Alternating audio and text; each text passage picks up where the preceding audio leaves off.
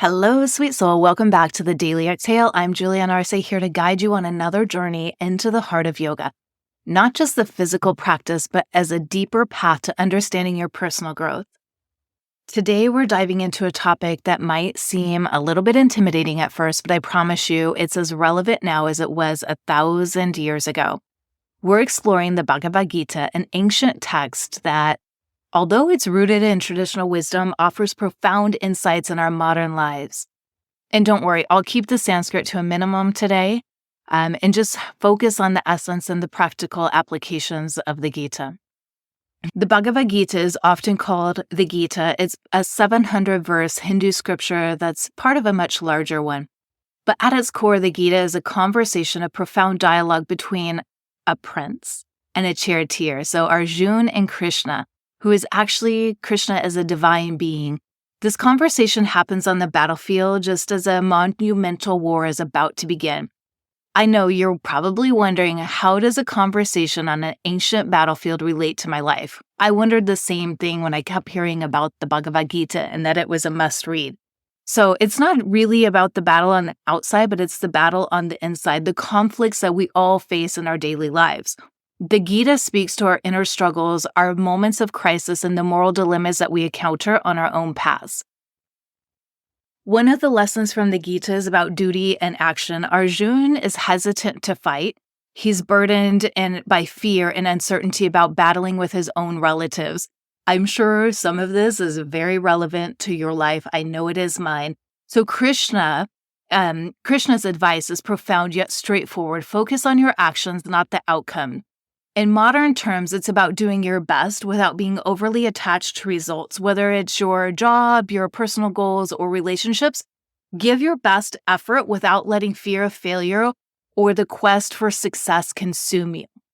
I go through these podcasts and it's like, I'm not scared of failure and I'm not letting, what's going to happen with them consume me. I'm just putting in my best effort every single time I show up here for you. Another powerful theme is self-knowledge. The Gita emphasizes understanding oneself as a key to ultimate freedom and happiness. It teaches that by knowing ourselves deeply, we can rise above our limitations.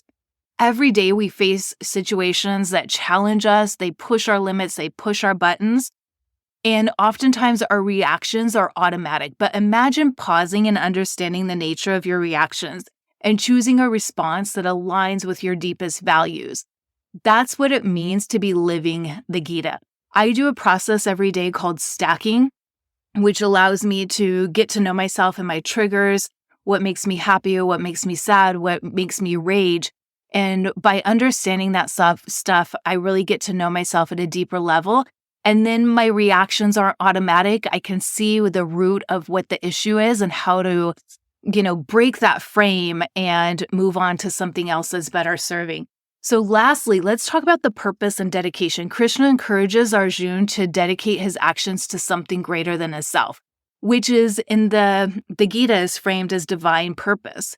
I want you to pause for a minute. And do you live in your soul's purpose? Do you know what your soul's purpose is? That can be finding your calling in life or living in a way that contributes to the greater good. It can be through compassion, through service, or simply by doing your part to make the world a better place.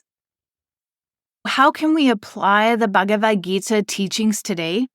Number one, start by identifying your duties and roles and embracing them with your whole heart. Whether you're a yoga teacher, a mom, you go to a 9-to-5 job, just whatever that is, what your duties and your roles are, embrace those with your whole heart, without attachments to accolades or fear of criticism.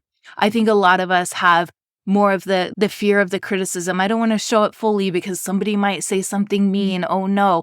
But we have to trust and really lean into what our soul purpose is, what our divine purpose is for the greater good. Reflect on your daily interactions in the moments of decision and strive to understand the motives and the values that drive your actions. Remember, every step taken in awareness is a step towards greater clarity and peace.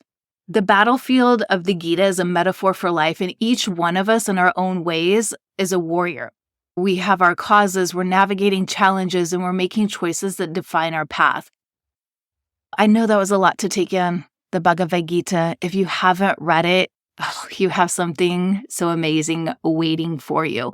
Thank you for joining me here today. I hope this exploration of the Bhagavad Gita inspires you to reflect, to act, and to live with a deeper sense of purpose and joy. Till next time, keep breathing, keep living, and keep exploring the depths of your own life's journey. Namaste, sweet soul.